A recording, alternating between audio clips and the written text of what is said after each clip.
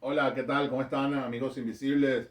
Gracias por estar por aquí compartiendo con nosotros una vez más en su programa favorito de historia a través de Phone Lucifer en Yuma TV Incorporated. Bueno, hoy vamos a conversar un poquito sobre un personaje histórico, varios hechos. De repente creo que vamos a hacer tres programas porque es así bastante largo y porque es un tema bastante complicado, ¿no? Básicamente vamos a hablar de Páez. Es una pesadilla hablar de Páez. La verdad que no me gusta. Pero es importante que expresemos nuestra opinión referente al rey de los araguatos. Ese es el título que a mí personalmente más me gusta de todos los títulos que coleccionó y de todos los títulos que se hizo otorgar Páez. A mí el que más me gusta es el del rey de los araguatos. Ah, el león de Payara y bueno, etcétera. Pero el rey de los araguatos es el que a mí más me gusta. Hay una tendencia, sobre todo en al territorio del norte de Colombia, lo que era el departamento de Venezuela, los departamentos del norte, los departamentos en donde estaba Venezuela, Orinoco, Maturín, uh, Zulia, todo lo que eran los departamentos del norte de nuestra antigua Colombia, que posteriormente fueron seccionados, segregados y convirtieron a ese departamento en un nuevo país, una nueva república, al cual le llamaron Venezuela, que no era otra cosa que una finca, una hacienda, la hacienda de Páez, de Guzmán, de Sublev y de otros apandillados que pues cercenaron la patria grande, conspiraron para insurreccionarse y convertir pues la nación en un caos. Y entonces, a raíz de ello, la historia se fue manejando ya no como una república que éramos como éramos antiguamente, sino que ya la historia empezó a manejarse en tres vertientes, en cuatro vertientes, cuatro o más vertientes diferentes. La vertiente neogranadina que fue el centro neurálgico donde estaba Bogotá, que era la capital de lo que fue nuestra República de Colombia, luego la vertiente sureña de lo que fue el departamento del sur, hoy en día Ecuador, y la vertiente del norte, de los departamentos del norte, que hoy en día es Venezuela, o bueno, lo que queda de Venezuela después de lo que ha dejado las obras que ha dejado el chavismo, y las demás corrientes internacionales, ¿no? Que han ido manejando la historia de diferentes maneras. Nos vamos a centrar básicamente en la parte de Venezuela y la parte de la Nueva Granada, hoy en día Colombia, que son las que realmente nos interesan más, ¿no? El cómo se ha manejado la figura de Páez a través de los años en la historia. Y el por qué, pues básicamente uh, tenemos, uh, tenemos a un Páez prácticamente deificado, casi que es un dios al que hay que prenderle velas en su santo, y una figura pues casi que a la par del Libertador y que reposa en el Panteón Nacional, ¿no? Y es importante también aclarar de que nosotros aquí no somos quién. Yo lo dije cuando hablé de Santander, que también es una figura polémica. Nosotros aquí no somos quién para cuestionar a los hombres que dieron su vida o derramaron su sangre para darnos la libertad. Es muy mezquino, es muy abusador, es muy inconsciente de nuestra parte que después de 200 años vengamos aquí disfrutando de la libertad de que esos hombres nos dieron y vengamos aquí a criticarlo. De hecho, cuando hablé de Santander puse el ejemplo del teniente Caffey y del comandante, el coronel Jason Nathan en A Few Good Men, esa película tan famosa y tan buena, en donde el coronel Nathan Jessup le dice al teniente Caffey en el juicio, le dice, yo no tengo por qué darle explicaciones a un hombre que vive, goza y disfruta de la libertad que yo le proveo y encima cuestiona el cómo se la proveo. Los que han visto la película saben de qué se trata, porque es más o menos lo mismo, ¿no? Vamos a venir aquí después de 200 años a criticar a Páez y a hablar mal de Santander y a decir de Sucre, si nosotros no tenemos la valentía, no tenemos la hombría y no tenemos la voluntad de empuñar hoy en día un arma, aunque sea una china, y a tumbar a Maduro, que está azotando al país peor que como lo azotaron los españoles hace 200 años. Entonces, pues, prácticamente quedamos como acobardados ante figuras históricas como esta. Sin embargo, pues por el hecho de que hayan sido valientes, por el hecho de que hayan luchado, derramado sangre y nos hayan dado la libertad, pues no están exentos de que hayan cometido errores, como de hecho los cometieron, que no hayan cometido crímenes, como de hecho los cometieron algunos, y pues de que ahora hagamos así una pequeña revisión histórica de algunos de los sucesos en los que se vieron inmiscuidos estos personajes como Páez, que es en el que vamos a hablar, ¿no? Y sobre todo porque vemos con alarma, con cierto grado de alarma, el que se tome la figura de Páez prácticamente a la par de Bolívar, cosa que es una abominación, cosa que está fuera de todo contexto, porque no tiene ni pie ni cabeza, ¿no? Comparar el uno con el otro.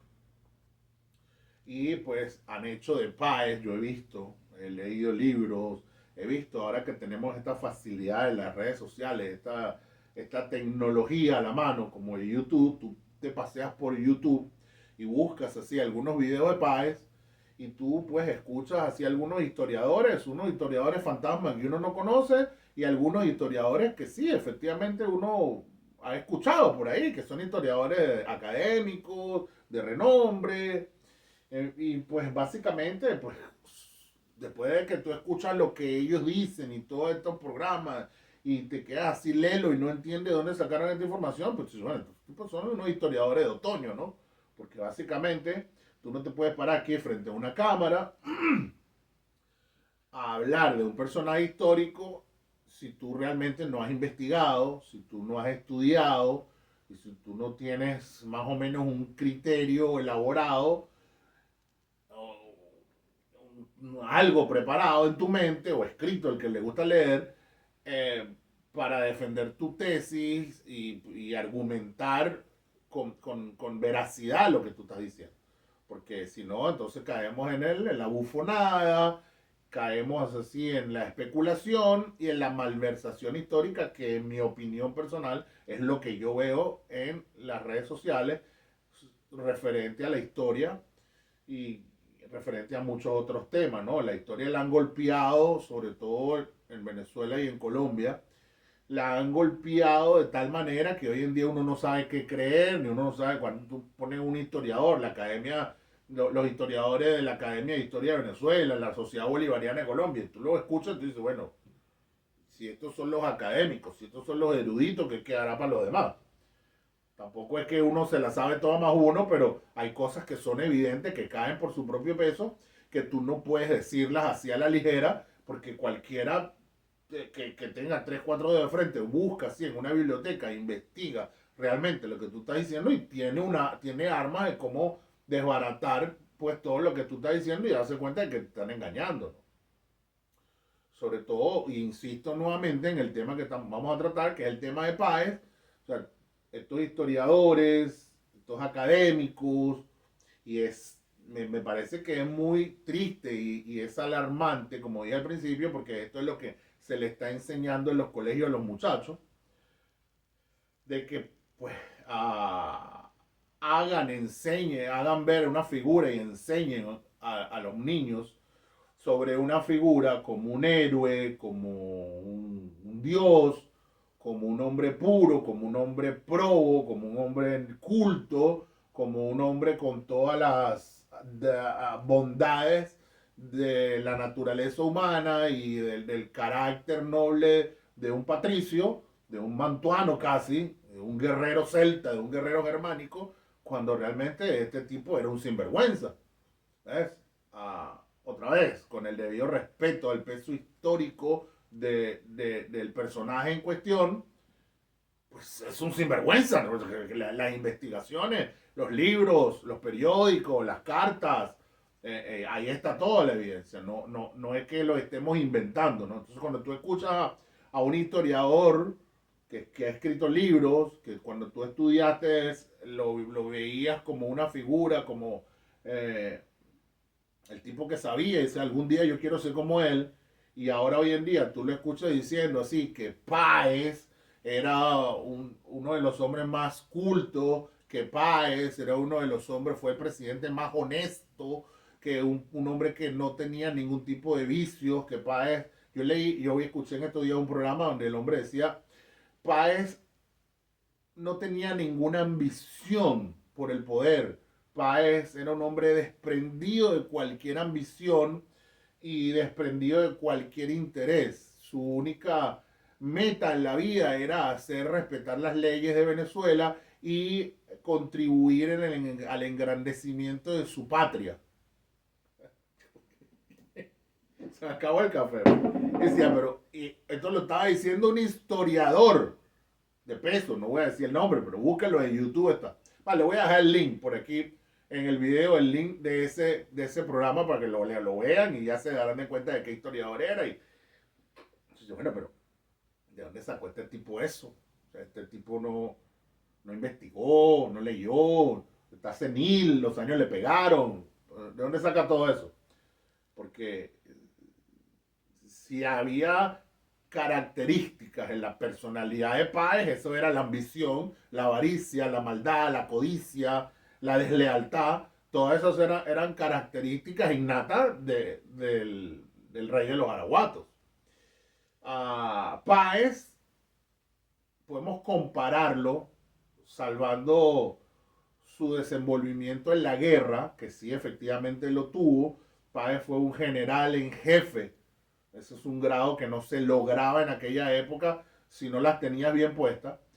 Y si apartamos sus hechos gloriosos en las batallas, y si apartamos toda esa gesta y esa epopeya de la guerra de independencia, en donde sí, efectivamente, es incuestionable su valor y no se puede poner en duda ni en tela de juicio absolutamente nada en las campañas en donde participó, ni el liderazgo que tuvo por encima de todos sus compañeros y la capacidad de mover tropas y mover logística para las batallas. Si apartamos todo ese país heroico, ese país guerrero que tiene un alto mérito, y tiene un alto grado de compromiso para que se consiguieran los objetivos de la guerra de la independencia.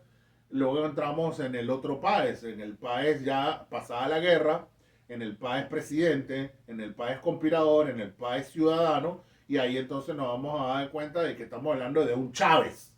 Exactamente. Yo sé que muchos van, bueno, este loco que está diciendo eso, pero es así. Chávez, Páez era el Chávez del siglo XIX, haciendo plata. Vamos a decirlo claro. Es un bandido, un hombre que vivía de las triquiñuelas, que se mandó a hacer títulos y se mandó a hacer el ciudadano esclarecido. Esa vaina la inventó él y se lo mandó al Congreso a que le entregaran ese título y así sucesivamente. Obviamente la gente diría, bueno, este loco que, ¿de dónde saca todo eso? Bueno, eso está en la historia, eso está en los libros, eso está en los periódicos, eso está en las cartas. Como lo digo siempre cuando hablo de historia, la historia está ahí. La historia no es como la mecánica, como la matemática, no. Tú agarras el carro, está dañado, lo llevas al taller, el tipo saca el alternador, el mecánico, lo repara, le cambia le cambia el enducido, el bendy, sea lo que sea que tenga malo. Si no tiene reparación, lo bota, pone uno nuevo, prendió y vamos. Ahí no hay más nada que inventar. Matemática igual. 2 y 2 son 4, una integral, una derivada y un cálculo. Ahí no se puede inventar. Pero la historia sí, la historia es interpretativa, La historia es amañada, ha sido amañada, y la historia tiene diferentes focos por donde la podemos interpretar. Por lo general, tú ves estos historiadores de otoño, estos eruditos, entonces tú los escuchas después que terminan sus conferencias y dices, bueno, yo estoy, mi conferencia está basada en el libro que escribió Pedro Pérez y el libro que escribió fulanito, y ahí más o menos de dónde sacan la idea. O sea, estos tipos abren un libro que escribió en los años 70 o en los años 80 alguien, lo leen, luego leen otro libro que escribió otro por allá, y más o menos entre 2, 3, 5, 6 libros, cuando mucho, ellos sacan una idea de lo que fue la historia. Y estos son los que hoy en día reconocen las academias como los grandes eruditos de la historia. Pero tú agarras a cualquiera de estos tipos y le preguntas, tú tuviste ahí en la Hemeroteca Nacional, ¿cuántas noches pasaste trasnochado buscando entre los archivos los periódicos? Leíste las memorias de O'Leary, te chequeaste las cartas, buscaste los archivos, fuiste a Bogotá, chequeaste los periódicos, leíste el Surriago, el Patriota, el Cóndor de Los Ángeles, de los Andes, el Correo del Orinoco, chequeaste las cartas que se cambiaba Sublet con O'Leary, chequeaste las cartas que se cambiaba Bolívar con Santander, investigaste en las bibliotecas a fondo los documentos, fuiste a los archivos de la nación y leíste los documentos, leíste libros de terceros. ¿Sabes qué es muy interesante? Para saber y conocer la historia, leer gente que no tiene nada que ver con nosotros. Los forasteros que vinieron a nuestra tierra y que escribieron libros. El libro de las cartas de la Gran Colombia, que le escribió un soldado alemán que estuvo por aquí y luego retirado ya en Alemania escribió un libro. El coronel Wilson escribió un libro y muchos otros. Hay más de 40. Yo he leído por lo menos unos 40 libros de personas que no son oriundas de nuestra tierra y que por X o por Y pasaron por aquí. Mochileros, Bossinglar, Jean-Marie Bossinglar. Creo que se pronuncia así, me disculpe mi francés. Bossinglar estuvo por aquí, un franchute, un gordito, simpático, bebedor, le gustaba beber y le gustaba la guasaza con las colombianas y con las indias. Y el tipo era un bonchón y anduvo por aquí muchos años, estuvo en todo esto metido paseando y bochinchando y luego se retiró. De hecho, Bossinglar, o Bossingler, no sé, es francés, es el que saca a relucir a Manuel Azáez. Nadie sabía que existía Manuel Azáez en el siglo, a finales del siglo XIX. Manuel Azáez en 1905, nadie sabía quién era. Porque lamentablemente nuestra historia era machista, masculinista, estaba fundamentada, basada y estaba en torno a los hombres. Pues no, la Pola, la Juana, Manuela, Natán, Jonatán, todas estas mujeres no fueron, otra vez lamentablemente, no fueron reconocidas en su momento por la historia, porque la historia estaba basada en torno a los hombres. Pues una herencia que tuvimos, gracias a Dios eso cambió, y hoy en día pues se ha reconocido la importancia de mujeres brillantes como la generala Manuela Sáenz, como la Pola Salaverría y muchas otras, muchísimas otras más, que sin ellas no hubiese habido proceso de independencia, porque las mujeres jugaron papeles importantísimos, tanto como soldados, como enfermeras, como proveedoras con sus joyas y con sus dineros, como espías, que hicieron un trabajo de hormiguita que junto con las armas de los que fueron a pelear, lograron que hoy en día fuéramos independientes. Pero lamentablemente esas mujeres estuvieron opacadas, estuvieron escondidas, y gracias a hombres como el franchute Bossinglar, en un libro que escribió, la gente empezó a leer Manuela, ¿no? Que Manuela, que Bolívar le decía a Manuelita que ella estaba en la reunión. ¿No? ¿Y quién es esta Manuela?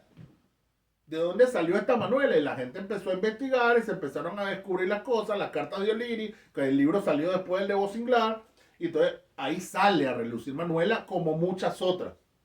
Entonces, si tú no tienes acceso a esta literatura, si tú no tienes acceso a todas estas cosas, tú no me puedes venir a mí a decir que Páez era un dios porque tú leíste un libro que escribió un señor que tiene 60 años y que no tiene ni la menor idea de lo que pasó en esa época porque él el libro lo escribió en base a 2 o 3 libros que leyó.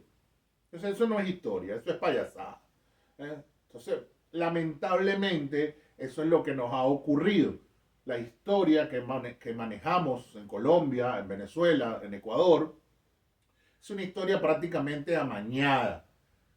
En la historia básica que se ve en los colegios, en los liceos, en algunas universidades, incluso, es una historia completamente amañada. Yo leí por ahí ¿cómo se llama? Una tesis de grado en una universidad de estas chavista, una universidad chavista, una tesis de grado por ahí del 2014-2015, de una doctora en historia, y hay una tesis de grado con errores ortográficos, una tesis de grado donde la profesora la felicita a la muchacha en la tesis de grado, y tú lees la tesis de grado y no tiene ni pie ni cabeza, es una barbaridad, es una monstruosidad. Ella dijo ahí 4 cosas que se las habrá contado no sé quién, las escribió en un libro, lo mandó, lo empastó, lo entregó, y la profesora me imagino que lo revisó y le aprobó, y hoy en día esta muchacha es una doctora en historia. A ese nivel de degeneración nos ha llevado el chavismo, y lamentablemente pues Petro está haciendo otro tanto ahora en Colombia, ¿no? Entonces pues, como digo, como les dije antes, la historia pues no es una ciencia exacta como la matemática, es interpretativa, pero dentro de la interpretación siempre tiene que haber una lógica, ¿no? Tiene que haber un mínimo de lógica de lo que tú estás hablando, de que más o menos suene consonante y consecuente con la realidad, con la verdad, con los hechos tal cual como fueron, y para eso pues, se necesita mucha investigación. Realmente no es tan sencillo interpretar la actuación de Páez o la actuación de Nariño o la actuación de Sucre leyéndote 2 o 3 libros. Otro error muy común que yo veo en estos historiadores de otoño es que ellos enfocan estos personajes solamente basados en la literatura venezolana. No pasa tanto en Colombia. En Ecuador no me he fijado, pero no pasa tanto en Colombia porque Piedrahíta, uno de mis grandes maestros, y el director de la Academia del Valle del Cauca, otro gran maestro, otro historiador, un señor historiador, yo los escucho en sus conferencias, y ellos cuando dan sus conferencias hablan y citan literatura de otros países. El tipo te habla en una conferencia sobre la batalla de Pichincha y él no se basa solamente en un libro colombiano, no. Él te dice, porque en el periódico que salió, que se tiraba en Quito para la época, porque el historiador quiteño, y te cita el libro y el momento, o la Gaceta Oficial de Riobamba, en el Ecuador, aparece cuando las tropas estaban allá acantonadas para dirigirse hacia Quito para la batalla de Pichincha, porque en el libro que escribió el coronel español que estuvo en la batalla, el tipo abre un abanico de opiniones, un espectro gigantesco en donde puede atacar la historia desde la visión de los perdedores, desde la visión de los ganadores, desde la visión del periodista que no tenía nada que ver con la batalla, desde la visión de la gente a pie de la calle, y con ese espectro transmite una idea más clara, una idea más amplia, que es más atinada y más aproximada a la realidad que esta historia que te dicen 2 o 3 historiadores de bolsillo, porque ellos leyeron un libro que escribió Arturo Burla Prieto. O sea, ellos leyeron Lanza Colorada y ya. Ellos son expertos, ellos saben, ellos eran hermanos de Rondón, cuando Rondón peleó en el pantano de Vargas. Ellos estuvieron con Rondón ahí, ellos vieron a Rondón cuando le dijo al Libertador, espérese que Rondón no ha peleado. Porque leyeron Lanza Colorada y Arturo Burla Prieto, entonces son doctores en historia. Eso no funciona así. Eso no es así. De manera que, retomando el tema de Páez, si nosotros nos remontamos a los primeros días del personaje, a diferencia de muchos otros, como Sucre, Nariño, Flores, etcétera. Páez no ingresa en las filas del Ejército Libertador por vocación. Páez no fue un hombre que llegó y dijo, yo quiero libertar a mi patria y me voy a enrolar en las filas para pelear, para defender. Para defendernos los españoles, echar a los españoles aquí. No, señor. El que tiene ese concepto de Páez es un equivocado en la vida. Páez se enrola, ni siquiera se enrola. Páez, junto con otros llaneros, es el heredero directo, nada más y nada menos, que de este bárbaro de bárbaros de los llanos, que saqueaba, que hacía de todo. Le decían el uruguayo, el uruguayo, de Boves. Todas estas hordas de llaneros, después que muere Boves, las hereda Páez. Páez en algún momento en su juventud lo trabajaba en un hato, el dueño del hato lo enviaba, llevaba dinero a un sitio X. En el transcurso, en el camino, a Páez lo atacan, le roban el dinero, pero él logra matar a uno de los asaltados, a uno de los atracadores. Le da de baja. ¿Qué pasa? Páez huye. ¿Por qué? Porque en aquella época todavía no había empezado la independencia todavía. Estamos hablando de 1900, 1800 y algo, entre 1900. Y todavía no había empezado la gesta de la independencia. Páez huye porque es buscado por las autoridades españolas para llevarlo a juicio por el asesinato que cometió. Que hubiese salido absuelto porque fue autodefensa, que hubiese salido condenado porque mató un hombre, eso no lo sabemos, ni lo sabremos nunca. Lo cierto que es un convicto, o era, o fue un convicto, y por eso huyó, se escondió por allá en otro hato, y cuando empezaron las revueltas, cuando empezaron las revoluciones, se unió con los llaneros que venían de las disidencias del uruguayo Bove. Estos llaneros, estas partidas de vándalos, se les conoce como llaneros por darle un nombre bonito, por darle un nombre acorde a la independencia y hacer heroica la gesta de estos hombres, pero estos hombres no eran ningunos llaneros como los conocemos hoy en día. Estos hombres eran unos bárbaros a caballo que andaban por todo el Apure, por todo Barinas y por toda la sabana de Casanare en Colombia, robando, violando, matando, asesinando, saqueando. Cuando empieza la revolución en contra de los españoles, o sea, el enemigo empieza a ser todos los ciudadanos españoles que se encontraban pues, en sus haciendas, en sus fincas, y al igual que Boves, entonces estos heredan la maña de saquear las haciendas. Ahora era el tema legalizado porque las autoridades centrales en Caracas y en Bogotá empezaron a legalizar pues la toma. Después vino el decreto de guerra-muerte y con eso le dieron carta blanca a todos estos zánganos para que hicieran lo que le dio la gana y violaron y mataron y asesinaron.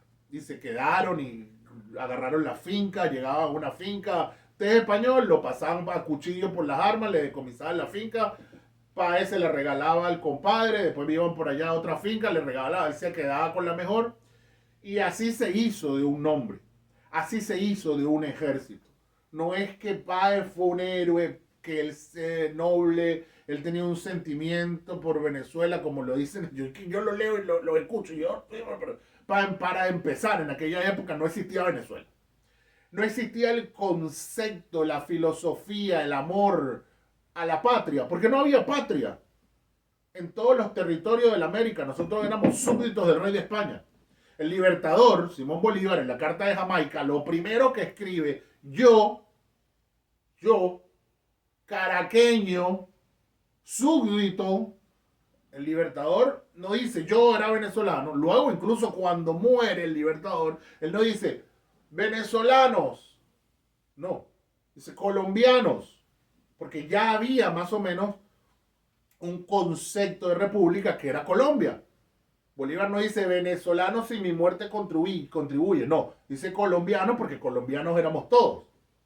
Entonces yo no entiendo de dónde sacan estos historiadores de otoño de que Páez él tenía una vocación inconmensurable por Venezuela, porque él de verdad es el verdadero libertador de Venezuela, porque él sentía su patria y él luchaba por su patria. What? what the fuck, man. Eso sacaron toda esa barbaridad. Eso, no había tales conceptos en esos años. Todavía no existía el concepto de soberanía.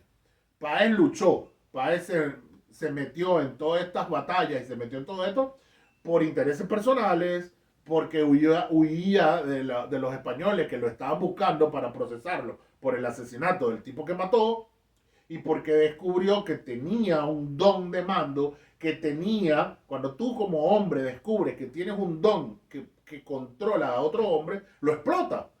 ¿Qué vas a hacer si tú mañana te montas en un autobús y llega y dice en el autobús, bueno, todos los que están aquí necesito dinero, vamos a ver quién colabora conmigo, me da dinero, y salen 25 personas y te dan $10, inmediatamente te prende el bombillo y dices, coño, pasa aquí, ese don, yo no conocía ese don, yo no sabía que yo tenía ese poder, ese magnetismo. Inmediatamente lo vas a intentar en otro autobús y lo vas a intentar en otro y lo vas a intentar en otro. Cuando vienes a ver tienes $1.000.000 en el banco. No solamente eso, sino que ya sabes que mueves masa, ya sabes que tienes el poder, el don de mover y comandar a otros hombres. En algún punto Páez debió haberlo descubierto, se dio cuenta de eso y lo explotó. Y llegó a ser pues un hombre poderoso que lo seguían una horda de llaneros salvajes, descamisados, que no sabían leer ni escribir, que sembraban el terror como los hunos de Atila por donde pasaban. Y eso lo convirtió en un hombre importante, en un hombre poderoso, más cuando la guerra de independencia, que lo que se buscaba era el prototipo de Páez para luchar contra los españoles. Los españoles desataron una carnicería. Pablo Morillo, el pacificador, llegó a estas tierras y cortaba cabezas y le metía una vela por dentro y ponía las cabezas en las entradas de las ciudades para que iluminaran las entradas y las salidas de los pueblos. Imagínense la barbaridad con que llegó el pacificador. Entonces, el Libertador, Bolívar, Mariño, los hombres que estaban luchando por la independencia, Nariño en Colombia, ¿qué buscaban?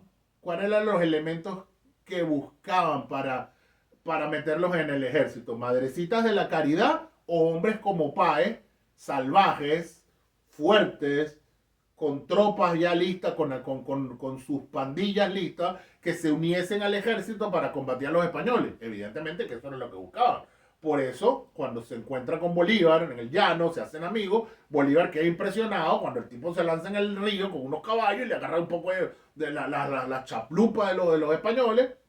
Y Bolívar dice, este es el hombre que yo necesito. ¿Eh? Ahora, si Páez se hubiese sentado con él y le habla en francés y le brinda un borbón una carne en vara, de repente, este es más de lo mismo, yo realmente no necesito. Como este hay bastante. Porque eso no es lo que estaban buscando los libertadores para la guerra de independencia. Estaban buscando hombres bárbaros para engrosar la fila del ejército y enfrentarse al demonio de Pablo Morillo, y al demonio de Zuazola, y al demonio de Monteverde, y a todos estos sinvergüenzas españoles que estuvieron aquí sembrando de miseria nuestra tierra. Entonces, entre esa realidad y lo que nos cuentan estos historiadores hay un abismo. Y es lo que yo no comprendo, de dónde ellos ponen un puente, hacen así, tiran una soga, tiran una tabla y ellos saltan ese abismo. Y entonces de la guerra de independencia, cuando empieza la guerra de independencia, entonces nos hablan de un Páez que, inspirado por el amor a la patria, se alista bajo las banderas de la patria y combate a favor de la libertad de Venezuela porque él es un patriota. Entonces, alguien aquí está mintiendo. O estoy mintiendo yo y me volé los chavales, me volé los tapones y ya tengo Alzheimer, o estos historiadores, bueno, no sé, Maduro los invirtió con la espada, aquí lo convirtió en condes y varones y príncipes de la historia venezolana y colombiana. Y Petro otro tanto en Colombia, porque realmente toda esta barbaridad que yo escucho no tiene ni pie ni cabeza. Entonces, pues, otra vez, yo no voy a negar que Páez, el guerrero, que Páez el que peleó, que Páez el general, era un tipo cuatriboleado. Aquí nadie está cuestionando eso. Pero estamos hablando de las cosas como son. O sea, Páez no ingresa al ejército por una vocación o porque era de una familia de abolengo, como se acostumbraba en aquella época, como Sucre, que lo mandaron a la escuela de ingeniería, como muchos otros que estudiaron, que fueron cadetes, que pasaron por una escuela de oficiales y se hicieron miembros del ejército español y luego cuando empezó la revolución insurgieron en contra de los españoles y formaron el ejército libertador, pero venían de academias, venían así de estudios, o algunos otros que sí lo hicieron realmente por vocación, como Sublet, como Briceño Méndez, como otros que vinieron de otros países como la Legión Irlandesa, los ingleses, los alemanes que vinieron a pelear, pero hubo otros que no. ¿Ves? No podemos decir que Páez se ingresó a la fila del ejército porque era un patriota que quería libertar su patria. No, que las cosas tienen que ser claras y ser como son. Páez era un bandido, fugitivo de las autoridades españolas porque mató a un hombre. No estamos juzgando si tiene, tuvo o no tuvo la culpa, pero los hechos son como son. Y luego heredó las hordas de Boves y ahí descubrió que tenía un poder para comandar tropas, para saquear, para hacerse con dinero, para hacerse con las tierras de los españoles que dejaban las tierras asustados y se iban y ellos se apoderaban de todo eso y los que no se iban los sacaban. Y con eso se hizo un nombre, se hizo un renombre hasta que se encuentra con Bolívar, entra ya formalmente al ejército libertador, comienzan las batallas, le dan un grado militar, porque Páez no tenía un grado militar, le dan un grado militar y así empieza a ascender en escalafón militar hasta que en Carabobo se convierte en general en jefe de los ejércitos libertadores de Colombia. Y después uno de los hombres más uh, condecorados y aplaudidos por todas las victorias que consiguió y que cosechó. Y hasta ahí estamos claros, y hasta ahí estamos bien, compadre. El problema viene después. El problema viene después cuando Páez se le sube los humos a la cabeza, cuando la ambición que traía de toda su vida se le desborda y cuando empieza a poner en práctica lo mismo que venía haciendo toda su vida, pero ahora ya como un personaje público, como un personaje reconocido, como un personaje con autoridad y una autoridad muy, pero muy grande, al punto que estuvo entre los cinco, estaba entre los 5 hombres con más poder en Colombia en la época. Y pues comienza a delinquir de una manera diferente a como delinquía cuando era un bandido que andaba por el llano descamisado, delinquiendo y saqueando. Entonces ahora entramos en el Páez que deja a su mujer, a la pobre Dominga Ortiz, que escribió un libro, deja a sus hijos, se refina. Hay gente que decía que Páez no sabía leer ni escribir, eso es mentira. Páez sí sabía leer y sí sabía escribir y sabía sacar cuentas. No era un inculto, no era una analfabeta. Era inculto, pero no era analfabeta. Luego se consigue una novia, Barbarita, en Valencia, y Barbarita lo refina. Padre termina hablando francés, toca el piano, toca el violín, pasa de ser un bandido que anda en un caballo saqueando fincas y haciendas, a ser un bandido de cuello blanco que se sentaba con Sublé, que se sentaba con Orozco y que se sentaba con Barbarita en Valencia, con una copa de champaña, con una buena cena, y decidían qué hacer con los dineros que llegaban de Bogotá, de los empréstitos y todos los fondos públicos, y se los robaban. Entonces, de un extremo pasa al otro, pero siempre bajo la figura del delincuente. Entonces, sí, efectivamente se convierte en un hombre poderoso, se convierte en un hombre no culto, porque nunca fue culto, pero sí dominaba sí, algunas artes de la cultura y en algún punto, pues, fue abordado malamente por los mantuanos que estaban descontentos por los acontecimientos que estaban llevándose a cabo en Colombia. Cuando me refiero a los mantuanos, me refiero a los de La Vega, como en El Zorro. Los grandes hacendados, los grandes cacaos, a todos estos hombres que básicamente en Caracas y en Valencia veían que su poder había sido diezmado porque ahora ya no éramos súbditos del rey de España y dependíamos directamente de una corona que no conocíamos, pero con la cual negociábamos a través de los funcionarios reales que estaban en estas grandes ciudades, la Capitanía General, y hacían negocios los unos con los otros y tenían cierta cuota de poder que los mismos oidores, las mismas autoridades, los mismos regentes españoles le daban a los mantuanos para mantenerlos contentos, para mantener el flujo de los negocios, para mantener los impuestos, gozaban de cierta autonomía, entre comillas, durante la época de la colonia. ¿Qué pasa? Viene la guerra de independencia, todo se trastorna como en toda guerra, termina la guerra y ese poder que tenían las grandes familias en la ciudad de Caracas o en la ciudad de Valencia principalmente, porque eran las ciudades más importantes, se pierde, se diluye. ¿Por qué? Porque al terminar la guerra y al darse la convención de Cúcuta y al aprobarse la constitución de Cúcuta, en donde incluso no hubo representantes de Quito y hubo solamente 2 representantes por lo que serían las provincias del norte, lo que hoy en día es Venezuela, eso trajo muchos traumas y muchas broncas, porque hubo gente, todos estos ricos de los que estamos hablando, ricos no es el término apropiado, todos estos mantuanos que estamos hablando, no quisieron jurar la constitución de Cúcuta porque ellos decían que ellos no estaban presentes, que no hubo representación de la Capitanía General de Venezuela en Cúcuta cuando se aprobó la constitución, cosa que es cierta hasta cierto punto, porque tuvo Bolívar y Bolívar era caraqueño, y 2 o 3 más. Y ellos no quisieron jurar la constitución y toda la vida hubo problemas por eso, porque no querían acatar las leyes que venían de Bogotá.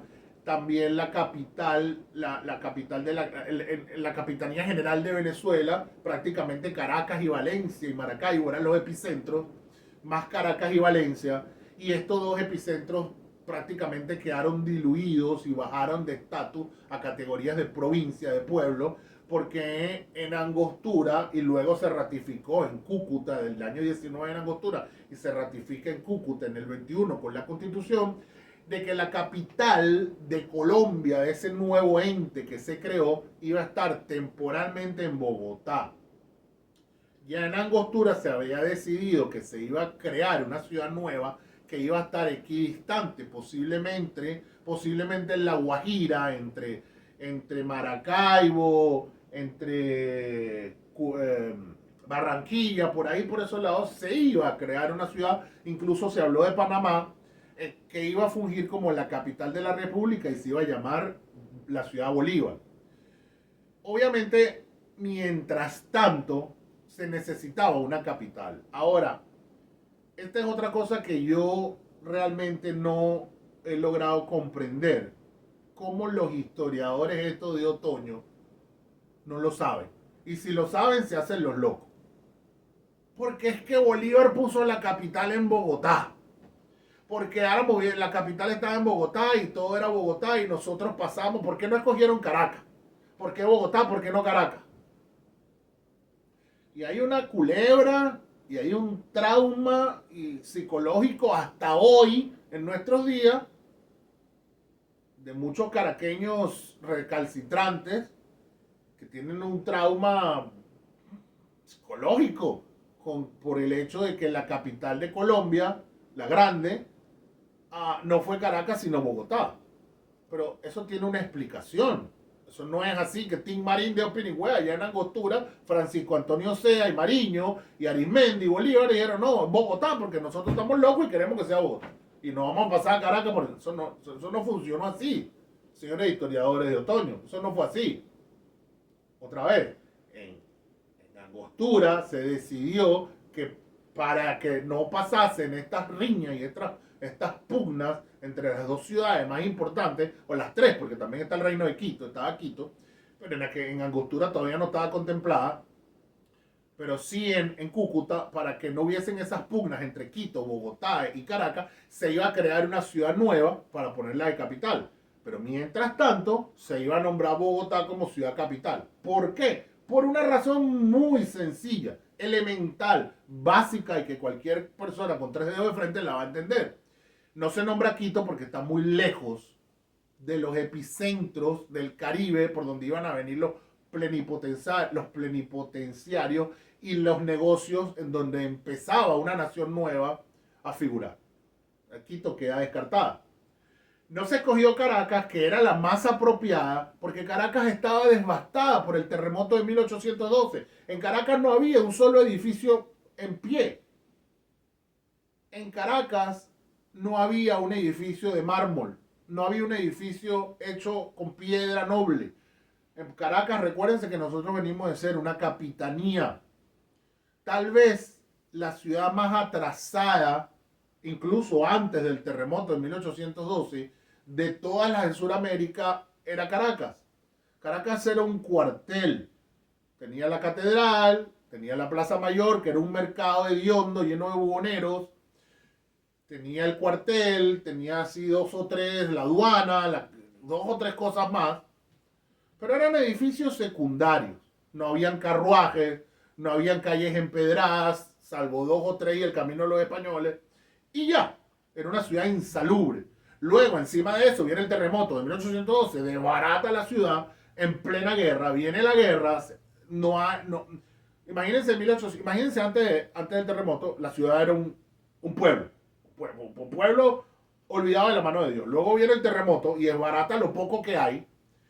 Y llegamos a 1819 en Angostura y llegamos a 1821 en Cúcuta y durante todos esos años no se levantó Caracas, no se reconstruyó Caracas. ¿Por qué? Porque estábamos en guerra. Estábamos en guerra. La primera república cae la segunda república, la huida, el exilio, el éxodo de los caraqueños hacia el oriente en 1814, viene Monteverde, arrasa todo, viene Pablo Morillo, arrasa todo. La ciudad nunca se recuperó después del terremoto. Entonces, ¿cómo una nación que se está formando, una nación nueva que pretende enviar plenipotenciarios a Europa para que nos reconozcan como nación, para que ellos envíen a sus diplomáticos y abran embajadas y abran oficinas de negocio y abran oficinas comerciales? ¿Cómo lo vamos a recibir en Caracas, que era un chiquero? Quiero que alguien me lo explique. Estos historiadores de otoño, y quiero que ellos me expliquen cómo ellos iban a escoger Caracas como la capital. Entonces, por esa sencilla razón no se tomó Caracas como capital. La capital se tomó Bogotá porque Bogotá era una ciudad que para la época estaba en pie, era bonita, estaba intacta, no había sido derruida por un terremoto, tenía carruajes, tenía edificios, había edificios de mármol, la catedral, etc. Entonces, por eso se tomó Bogotá, pero otra vez era temporal, mientras que se hacía una ciudad capital para la nueva República de Colombia. Pero esto fue motivo de escándalo en Caracas, esto fue motivo de un complejo de inferioridad summa cum laude que nació. Y bueno, todo esto pues envenenó el ambiente en muchas ocasiones. Terminada la guerra de la independencia, esto es clave para el futuro, a los héroes, a los vencedores, a los generales, a los coroneles, a los hombres de alto rango, a los que dieron dinero en la parte civil, se les premió a algunos y se les pagó a otros. Porque no crean que la guerra de la independencia se hizo por obra y gracia del Espíritu Santo. No. Toda guerra implica dinero. Sin dinero no hay guerra. Entonces, hubo empréstitos en el extranjero que los tramitó Francisco Antonio Sea y después otro triunvirato también que estuvo por allá tramitando unos empréstitos que fue otro un desastre. Pero también hubo préstamos internos. Se necesitaba ganado, se necesitaba avituallamiento, se necesitaba posadas, se necesitaba logística, comida para las tropas. ¿Y de dónde salió todo eso? Cuando el ejército libertador llegaba a un pueblo, el encargado de la logística, el oficial del Estado Mayor de ese cuerpo de ejército que estaba encargado de la logística de las tropas, entraba al pueblo, hablaba reunía al cabildo del pueblo, a los padres de familia, eso se acostumbraba mucho antes, en la iglesia o en la plaza mayor, decía, bueno señores, este es el ejército libertador, tenemos que ayudar a esta gente, porque esta gente es lo que lo va a libertar a ustedes. Necesitamos ganado, necesitamos dinero, entonces vamos a hacer una colecta, aquí todo el mundo tiene que colaborar. El que no colabore va preso o va enrolado en el ejército. Bueno, venían los curas, ponían así 3 cosas de plata, un crucifijo, la señora traía la joya, los zarcillos, el otro, todo eso se iba registrando, todo eso se iba anotando y luego vino la hora de pagar. Hubo gente, el papá de Tomás Cipriano Mosquera, el señor Mosquera, Joaquín Mosquera, le dio a Bolívar prácticamente una fortuna. No recuerdo si la cantidad en pesos, pero él le dio a Bolívar una cantidad de dinero exorbitante con la cual Bolívar cubrió muchos de los costes de la campaña del sur. Obviamente, a este señor, después que termina la guerra, había que pagarle, porque toda esta gente que colaboró con la campaña, con la guerra, con ganado, con perros, con gatos, a esa gente había que devolverle todo lo que dio. Y en su medida, en su medida eso se hizo. No se logró del todo, pero en su gran mayoría se cumplieron, pues prácticamente con las deudas que se tenían, más que todo con las grandes, las deudas más grandes, con todos los civiles, sobre todo, que dieron sus préstamos o sus bienes para la campaña de la independencia. A los militares se les dio tierras, obviamente, como todo en la vida. Al capitán le dan una tierra, un terreno, al coronel le dan 3 veces el terreno más grande y a los generales le daban las fincas que le decomisaban a los españoles. Si había un español como don Diego de la Vega, don Alejandro allá en California, tenía un rancho y pues, ese rancho quedaba decomisado. ¿A quién le iban a dar ese rancho? ¿A la papa? ¿Al cabo, al sargento? No, ese rancho se lo dan al general Páez, o se lo dan al general Mariño, o se lo dan al general Bermúdez. Entonces, algo muy curioso eso. Y eso está en las gacetas oficiales de Caracas, en las gacetas oficiales de Bogotá, en la prensa, en el Surriago salió mucho. Eso salió mucho en un periódico de un hombre oscuro que se llamaba Vicente Azuero, que tenía un periódico que se llamaba El Conductor, y lo pueden buscar en los archivos de la biblioteca Luis Ángel Arango, la BLA, en Bogotá. Algo muy curioso, el único que se quejaba de lo que el gobierno le daba era Páez. A Páez le daban las mejores fincas.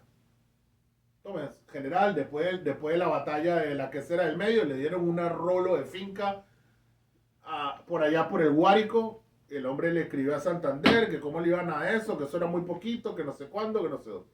A Bermúdez le dieron también finca, nunca se quejó. A Mariño le dieron, nunca se quejó. A Arismendi le dieron, nunca se quejó. A ninguno de los generales, coroneles o altos oficiales del Ejército Libertador se quejó de nada de lo que le dio el gobierno, todo lo contrario, quedaron altamente agradecidos. El general José Tadeo Monaga escribió una carta al Congreso dando gracias por las tierras que le dieron como premio a sus servicios a la patria. Y así otros, no solamente el general José Tadeo Monaga, otros generales también lo hicieron. Páez no, Páez se quejaba que esto yo quiero más, que está muy poquito, que no sé cuándo, no sé. Sin contar de que para esos años, mira, algo así como en la revista Forbes, pero obviamente con otro nombre, en los archivos, lo vi en los archivos de la Universidad de Yale, acá en los Estados Unidos. Le voy a dejar el link aquí abajo, que hace como una estadística de las grandes fortunas del siglo XIX. ¿Sabe quién encabezaba la lista de los hombres más ricos del siglo XIX en el año 1830 en Sudamérica? José Antonio Páez. Y no, obviamente no fue por las 3, 4 fincas que se ganó como premio a su servicio. Fue porque todo lo demás que se había robado durante la época de la Guerra de la Independencia.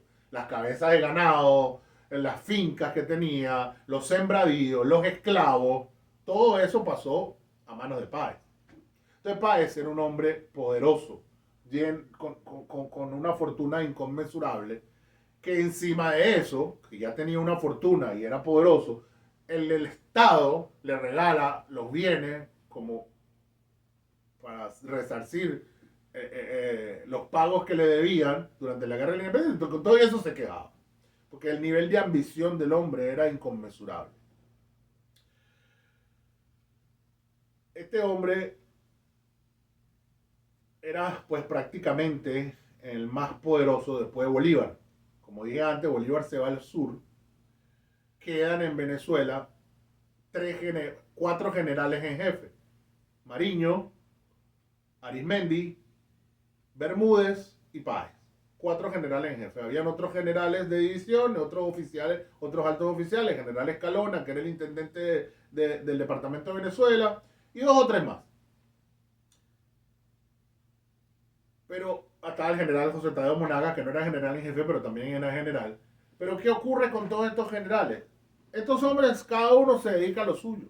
El general José Tadeo Monagas, que es el más espectacular de todos, el más noble, el más loable de toda esta gama de generales de esa época, se retira.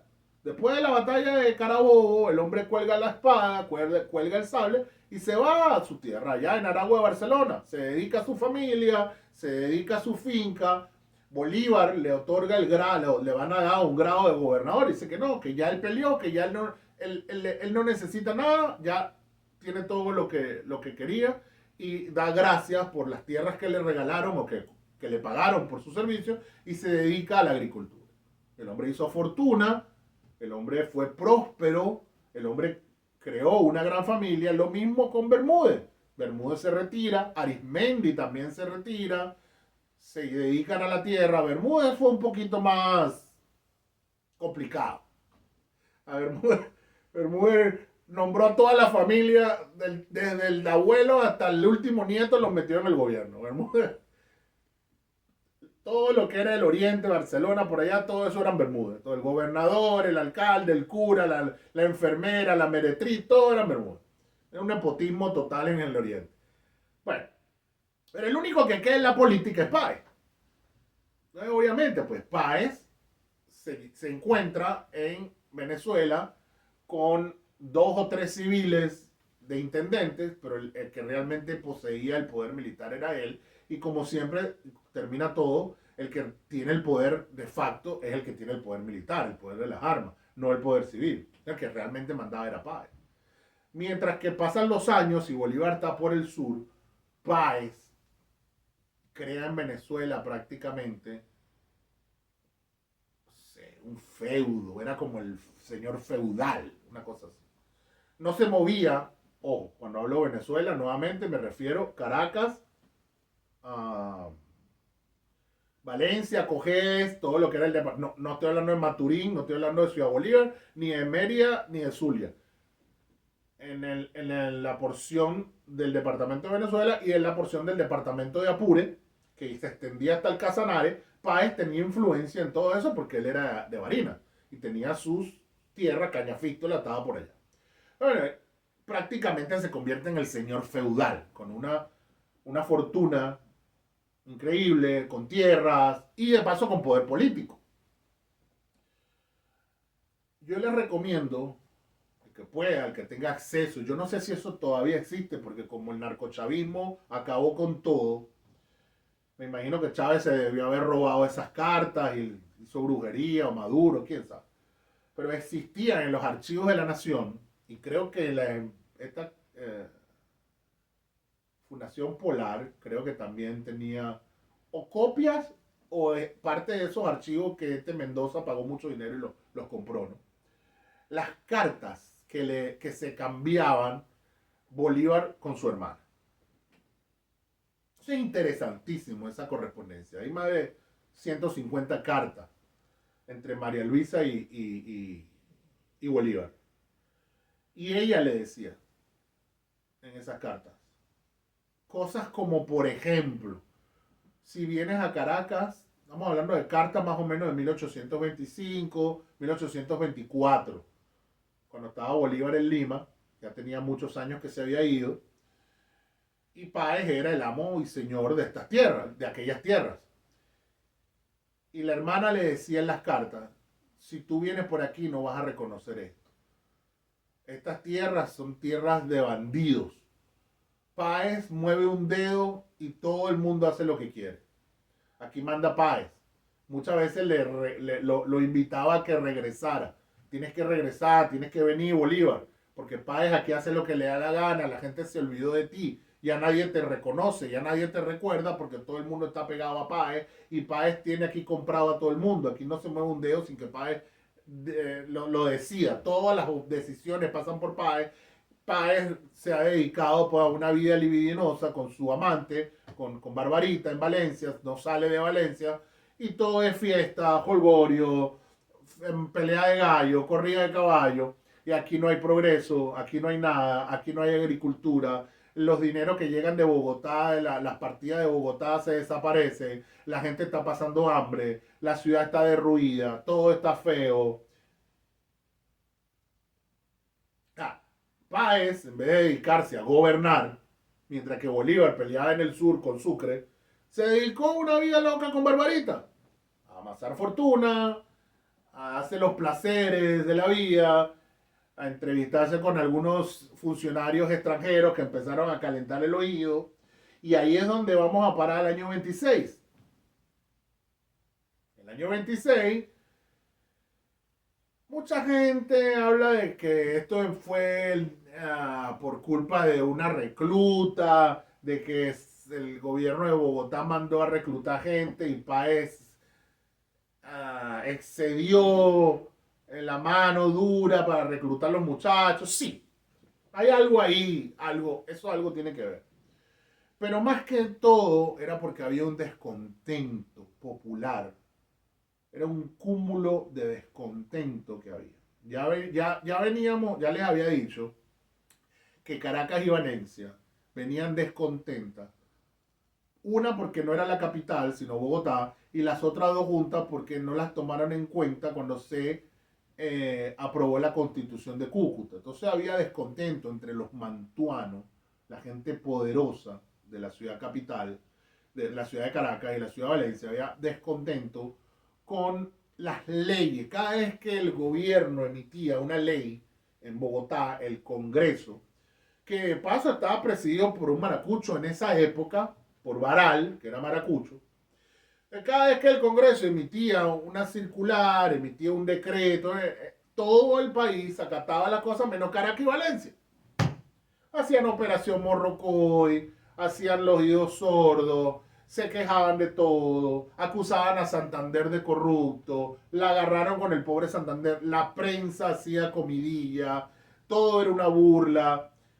O sea, hubo como una era de sabotaje, como una especie de sabotaje de Operación Morrocoy, de insubordinación en Caracas y Valencia con respecto a la capital, con respecto al gobierno, a las normas, con respecto a todo lo que emanaba del Poder Judicial, porque estos mantuanos malcriados no estaban de acuerdo porque ellos querían tener pues, el poder y querían regresar al monopolio de la economía que tenían antes y que ya no lo tenían cuando los españoles, porque otra vez, y esto es algo que muy poca gente lo maneja, sí, si nos dicen que los españoles nos tenían arrodillados, que los españoles eran malos, que los españoles eran criminales,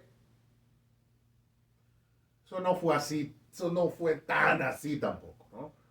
Habían funcionarios españoles que eran corruptos y sinvergüenza y hicieron la corrupción existe desde el Imperio Romano. Habían oidores, habían representantes del rey aquí, virreyes, había gente los recaudadores de impuestos que llamaban, que venían aquí y negociaban y transaban con los mantuanos, con los hacendados. Dame esto, yo te doy aquello, vente y quédate en mi finca, yo te doy tierra.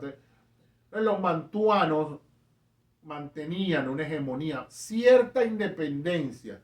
Evidentemente la última palabra la tenían los españoles, los peninsulares y sobre todo los que venían bajo gobierno del rey, y la última palabra la tenía el rey, pero ellos gozaban como de una autonomía a raíz de que eran los adinerados, los hacendados y los potentados de estas ciudades desde que la colonia existía.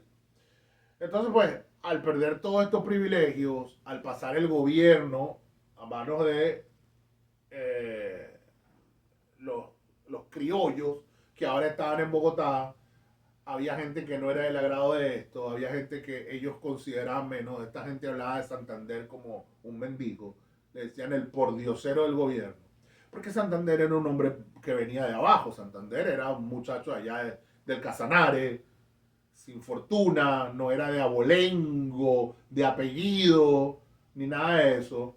Ah, José María del Castillo Irrada, que era ministro también, Pedro Gual, o sea, la mayoría de los que estaban en el gobierno no eran de las grandes familias adineradas. Tal vez algunos congresistas sí, pero muchos de los personajes importantes estuvieron en el gobierno porque fueron los que pelearon en la guerra. Los personajes de la guerra, a Nariño lo odiaban, ¿ves?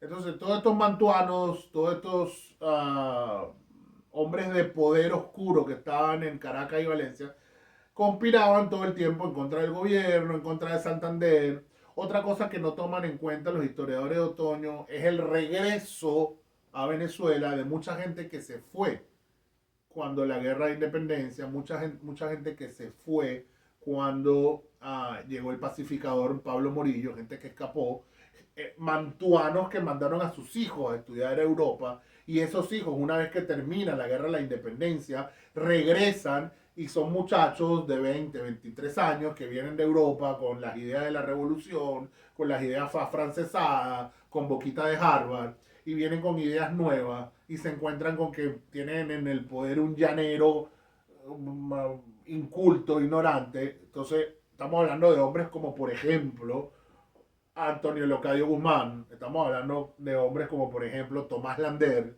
que eran hombres adinerados, de la familia de los mantuanos adinerados de toda la vida, con abolengo desde que los españoles llegaron a estas tierras.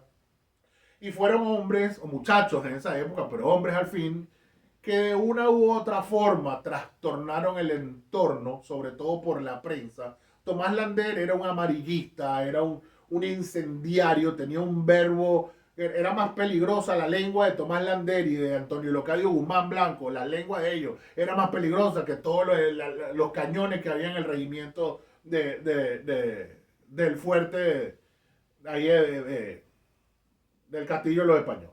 Entonces, más o menos para que ustedes tengan una idea. Entonces, todo este cóctel Molotov explotó en el año 26 con un descontento que había en contra de Páez. Porque Páez era burdo, porque Páez hacía negocios, porque Páez agarraba el dinero y no lo compartía. Y todo esto es porque Páez era pues un llanero y los mantuanos lo consideraban un ignorante, un pata en el suelo. Entonces no estaban de acuerdo de que un hombre de esta baja calaña estuviese por encima de ellos. El general Escalona acepta una denuncia, la lleva ante la alcaldía, se me fue ahora el nombre, el grupo de legisladores de Caracas. En Valencia se levanta otra acusación contra Páez. La gente que reclutaron a la fuerza para enviar al ejército del sur, y supuestamente porque había una invasión de los españoles en el oriente, hubo una recluta, se quejaron la persona, le metieron a Páez 2 denuncias. Esas denuncias fueron a parar ante el Congreso en Bogotá. El Congreso, te lo dije yo por ahí en un programa, no fue Santander. Santander no tenía nada que ver con esto. Poder ejecutivo, poder legislativo, poder judicial. Acuérdense, 3 poderes. El que recibe las órdenes, las acusaciones de la legislación, en contra de Páez provenientes de la Asamblea Legislativa de Caracas y de Valencia es el Congreso, el poder legislativo que no tiene nada que ver con el Ejecutivo. La recibe José María Baral, un maracucho. No, los historiadores dicen, no, sí que la agarraron contra Páez porque era venezolano y allá estaban en Bogotá y los colombianos le tenían rabia a los venezolanos. En el Congreso había de todo, había ecuatorianos, había panameños, había caraqueños, valencianos, había de todo. No, tú no puedes decir que el Congreso en Colombia, en Bogotá, le tenía rabia a Páez porque yo era colombiano y Páez era venezolano. No tiene ni pie ni cabeza. Otra vez, en esa época todavía no había el concepto de nación. No está, con todo y que ya habíamos creado una nación, que era Colombia, y que tenía una constitución. A la gente, mira, la gente vino a entender el concepto de nación cuando es General Gómez. Con eso te lo digo todo. El que me diga a mí que cuando la guerra federal, que cuando Zamora, que cuando Antonio Julio Cadio Guzmán, que cuando Páez, que cuando Zulé, la gente se rasgaba las vestiduras porque eran venezolanos. Digo, mire, compadre, usted está ahí más equivocado, usted está más pelado que el Rodríguez Chico.